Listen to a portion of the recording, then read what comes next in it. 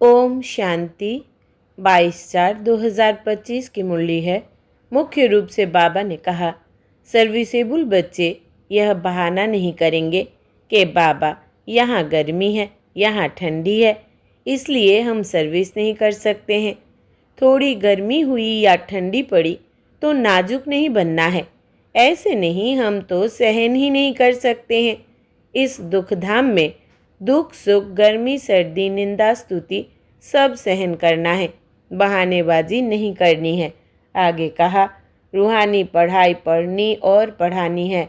अविनाशी ज्ञान रत्नों से अपनी मुट्ठी भरनी है। चनों के पीछे समय नहीं गंवाना है।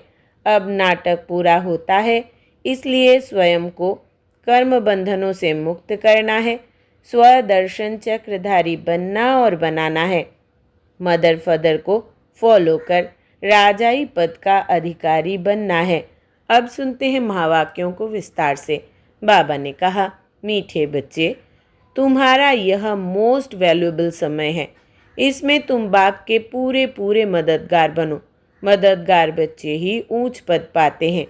प्रश्न है, सर्विसेबल बच्चे कौन सी बहानेबाजी नहीं कर सकते हैं? उत्तर, सर्विसेबल बच्चे यह बहाना नहीं करेंगे कि बाबा यहाँ गर्मी है, यहाँ ठंडी है, इसलिए हम सर्विस नहीं कर सकते हैं। थोड़ी गर्मी हुई या ठंडी पड़ी तो नाजुक नहीं बनना है। ऐसे नहीं, हम तो सहन ही नहीं कर सकते हैं। इस दुख धाम में दुख सुख गर्मी सर्दी निंदा स्तुति सब सहन करना है, बहानेबाजी नहीं करनी है। गीत है, धीरज धर मनुआ। ओम शांति। बच्चे ही जानते हैं कि सुख और दुख किसको कहा जाता है। इस जीवन में सुख कब मिलता है और दुख कब मिलता है, सो सिर्फ तुम ब्राह्मण ही नंबरवार पुरुषार्थ अनुसार जानते हो। यह है ही दुख की दुनिया। इनमें थोड़े टाइम के लिए दुख सुख स्तुति निंदा सब कुछ सहन करना पड़ता है। इन सब से पार होना है। कोई को थोड़ी गर्मी लगती तो कहते हम ठंडी में रहे। अब बच्चों को तो गर्मी में अथवा ठंडी में सर्विस करनी है ना। इस समय यह थोड़ा बहुत दुख भी हो तो नई बात नहीं। यह है ही दुखधाम। अब तुम बच्चों को सुखधाम में जाने लिए पूरा पुरुषार्थ करना है। यह तो तुम्हारा मोस्ट वैल्यूएबल समय है। इसमें बहाना चल न सके। बाबा सर्विसेबल बच्चों के लिए कहते हैं, जो सर्विस जानते ही नहीं वो तो कोई काम के नहीं। यहाँ बाप आए हैं भारत को तो क्या विश्व को सुखधाम बनाने। तो ब्राह्मण बच्चों को ही बाप का मददगार बनना है। बाप आया हुआ है तो उनकी मत पर चलना चाहिए। भारत जो स्वर्ग था सो अब नरक है, उनको फिर स्वर्ग बनाना है। यह भी अब मालूम पड़ा है। सतयुग में इन पवित्र राजाओं का राज्य था, बहुत सुखी थे। फिर अपवित्र राजाएं भी बनते हैं। ईश्वर अर्थ दान पुण्य करने से तो उनको भी ताकत मिलती है। अभी तो है ही प्रजा का राज्य, लेकिन यह कोई भारत की सेवा नहीं कर सकते। भारत की अथवा दुनिया की सेवा तो एक बेहद का बाप ही करते हैं। अब बाप बच्चों को कहते हैं, मीठे बच्चे, अब हमारे साथ मददगार बनो। कितना प्यार से समझाते हैं।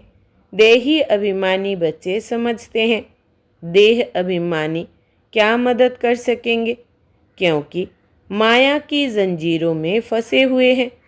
अब बाप ने डायरेक्शन दिया है कि सबको माया की जंजीरों से, गुरुओं की जंजीरों से छुड़ाओ। तुम्हारा धंधा ही यह है।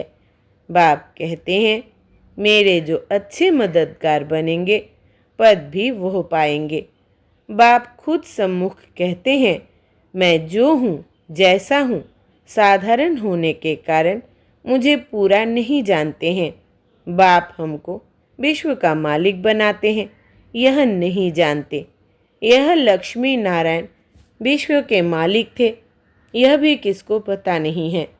अभी तुम समझते हो कि कैसे इन्होंने राज्य पाया, फिर कैसे गंवाया। मनुष्यों की तो बिल्कुल ही तुच्छ बुद्धि है। अब बाप आए हैं सबकी बुद्धि का ताला खोलने, पत्थर बुद्धि से पारस बुद्धि बनाने। बाबा कहते हैं अब मददगार बनो। लोग खुदाई खिदमतगार कहते हैं, परंतु मददगार तो बनते ही नहीं। खुदा आकर जिनको पावन बनाते हैं उनको ही कहते कि अब औरों को आप समान बनाओ, श्रीमत पर चलो। बाप आए ही हैं पावन स्वर्गवासी बनाने। तुम ब्राह्मण बच्चे जानते हो यह है मृत्युलोक। बैठे बैठे अचानक मृत्यु होती रहती है, तो क्यों ना हम पहले से ही मेहनत कर बाप से पूरा वर्षा ले अपना भविष्य जीवन बना लेवे। मनुष्यों की जब वानप्रस्थ अवस्था होती है तो समझते हैं अब भक्ति में लग जाए। जब तक वानप्रस्थ अवस्था नहीं है तब तक खूब धन आदि कमाते हैं। अभी तुम सबकी तो है ही वानप्रस्थ अवस्था, तो क्यों ना बाप का मददगार बन जाना चाहिए। दिल से पूछना चाहिए, हम बाप के मददगार बनते हैं। सर्विसेबल बच्चे तो नामी ग्रामी हैं, अच्छी मेहनत करते हैं। योग में रहने से सर्विस कर सकेंगे। याद की ताकत से ही सारी दुनिया को पवित्र बनाना है। सारे विश्व को तुम पावन बनाने के निमित्त बने हुए हो। तुम्हारे लिए फिर पवित्र दुनिया भी ज़रूर चाहिए। इसलिए पतित दुनिया का विनाश होना है। अभी सबको यही बताते रहो कि देह अभिमान छोड़ो, एक बाप को ही याद करो, वही पतित पावन है। सभी याद भी उनको करते हैं। साधु संत आदि सब अंगुली से ऐसे इशारा करते हैं कि परमात्मा एक है, वही सबको सुख देने वाला है। ईश्वर अथवा परमात्मा कह देते हैं, परंतु उनको जानते कोई भी नहीं। कोई गणेश को, कोई हनुमान को, कोई अपने गुरु को याद करते रहते हैं। अब तुम जानते हो वो सब है भक्ति मार्ग के। भक्ति मार्ग भी आधा कल्प चलता है। बड़े बड़े ऋषि मुनि सब नेति नेति करते आए हैं। रचता और रचना को हम नहीं जानते। बाप कहते हैं वो त्रिकालदर्शी तो है नहीं। बीज रूप ज्ञान का सागर तो एक ही है। वो आते भी है भारत में। शिव जयंती भी मनाते हैं और गीता जयंती भी मनाते हैं, तो कृष्ण को याद करते हैं। शिव को तो जानते नहीं। शिव बाबा कहते हैं पतित पावन ज्ञान का सागर तो मैं हूँ। कृष्ण के लिए तो कह ना सके। गीता का भगवान कौन? यह बहुत अच्छा चित्र है।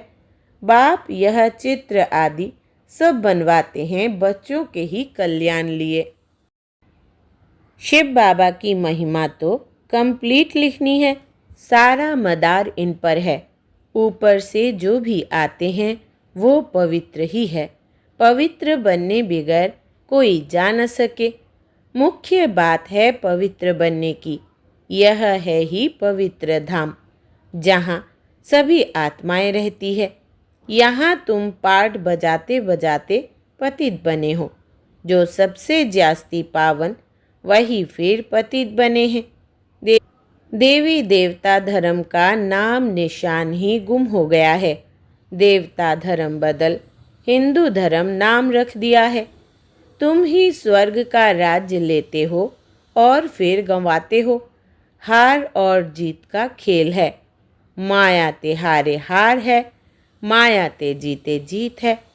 मनुष्य तो रावण का इतना बड़ा चित्र कितना खर्चा कर बनाते हैं, फिर एक ही दिन में खलास कर देते हैं। दुश्मन है ना? लेकिन यह तो गुड़ियों का खेल हो गया। शिव बाबा का भी चित्र बनाए, पूजा कर फिर तोड़ डालते हैं।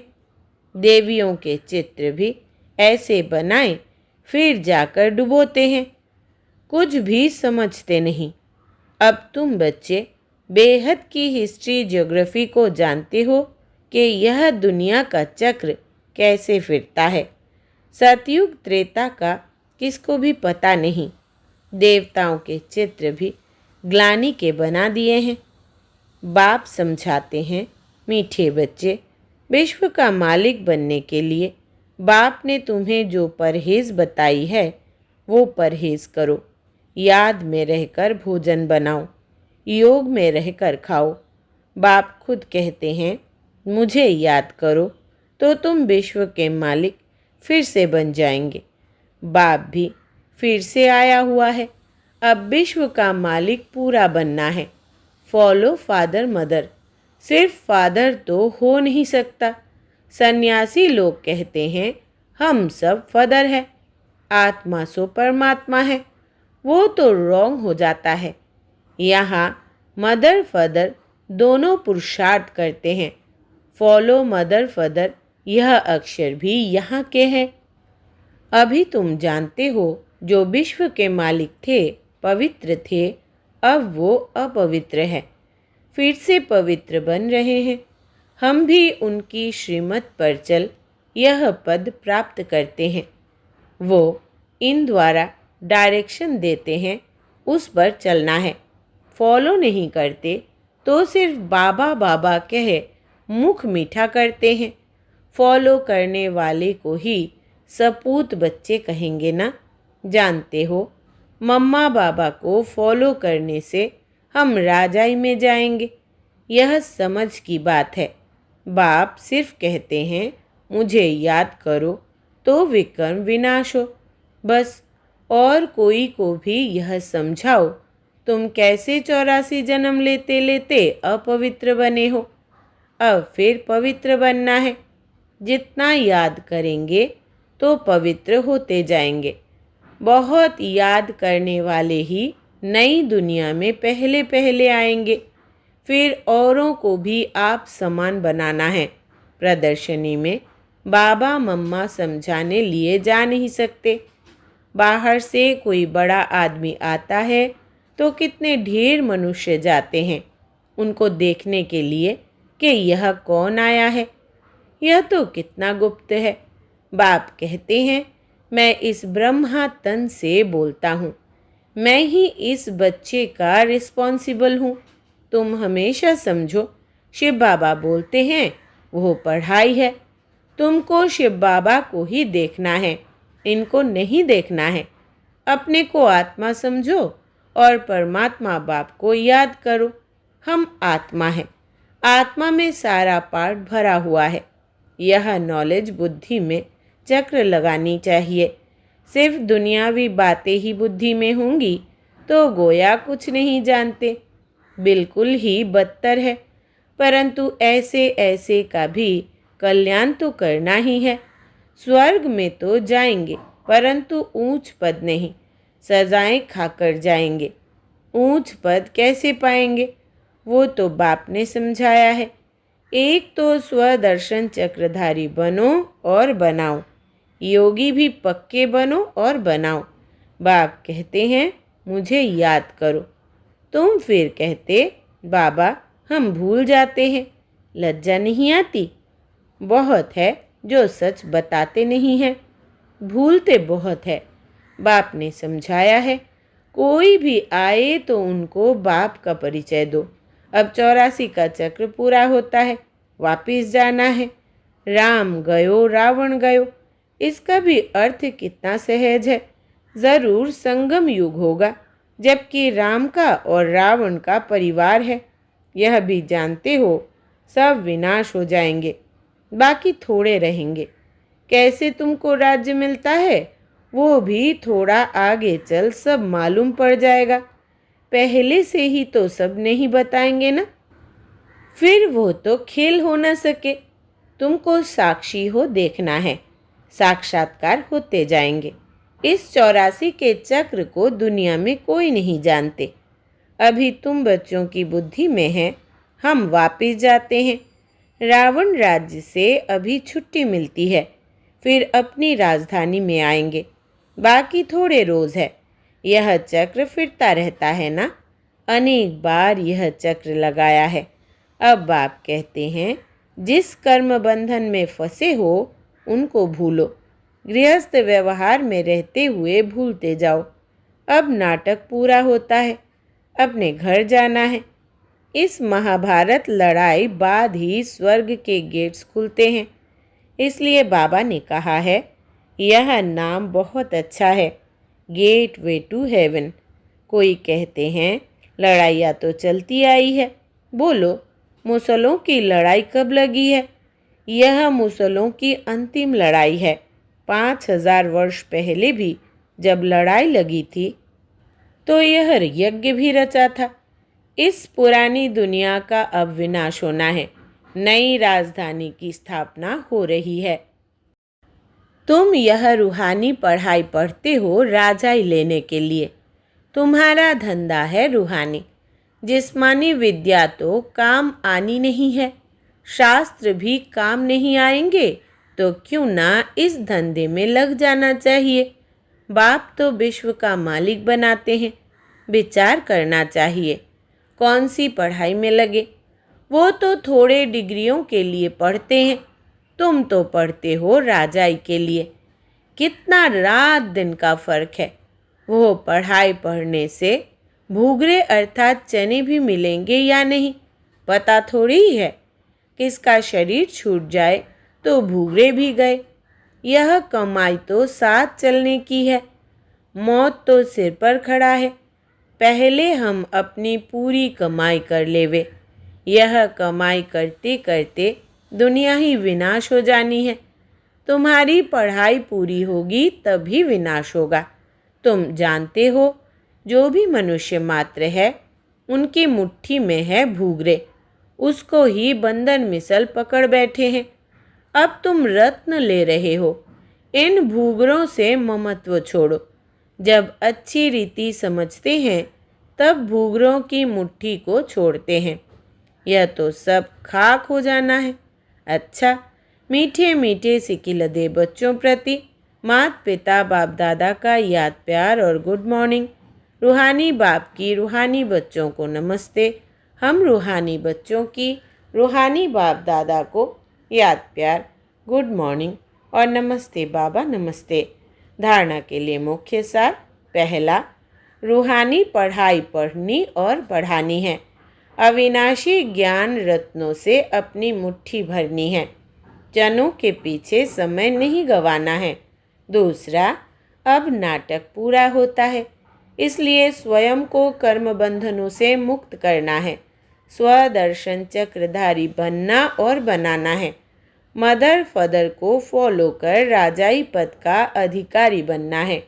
वरदान है, संकल्प को भी चेक कर व्यर्थ के खाते को समाप्त करने वाले श्रेष्ठ सेवाधारी भव। विस्तार है, श्रेष्ठ सेवाधारी वो है जिसका हर संकल्प पावरफुल हो। एक भी संकल्प कहाँ भी व्यर्थ ना जाए, क्योंकि सेवाधारी अर्थात विश्व की स्टेज पर एक्ट करने वाले। सारी विश्व आपको कॉपी करती है। यदि आपने एक संकल्प व्यर्थ किया तो सिर्फ अपने प्रति नहीं किया, लेकिन अनेकों के निमित्त बन गए। इसलिए अव्यर्थ के खाते को समाप्त कर श्रेष्ठ सेवाधारी बनो। स्लोगन है, सेवा के वायुमंडल के साथ बेहद के वैराग्य वृत्ति का वायुमंडल बनाओ। सेवा के वायुमंडल के साथ बेहद के वैराग्य वृत्ति का वायुमंडल बनाओ। अव्यक्त इशारे, कंबाइंड रूप की स्मृति से सदा विजयी बनो। संगम युग है ही कंबाइंड रहने का युग। बाप से अकेले हो नहीं सकते, सदा के साथ ही हो। सदा बाप के साथ रहना अर्थात सदा संतुष्ट रहना। बाप और आप सदा कंबाइंड हो तो कंबाइंड की शक्ति बहुत बड़ी है। एक कार्य के बजाय 1000 कार्य कर सकते हो, क्योंकि 1000 भुजाओं वाला बाप आपके साथ है। अच्छा, ओम शांति।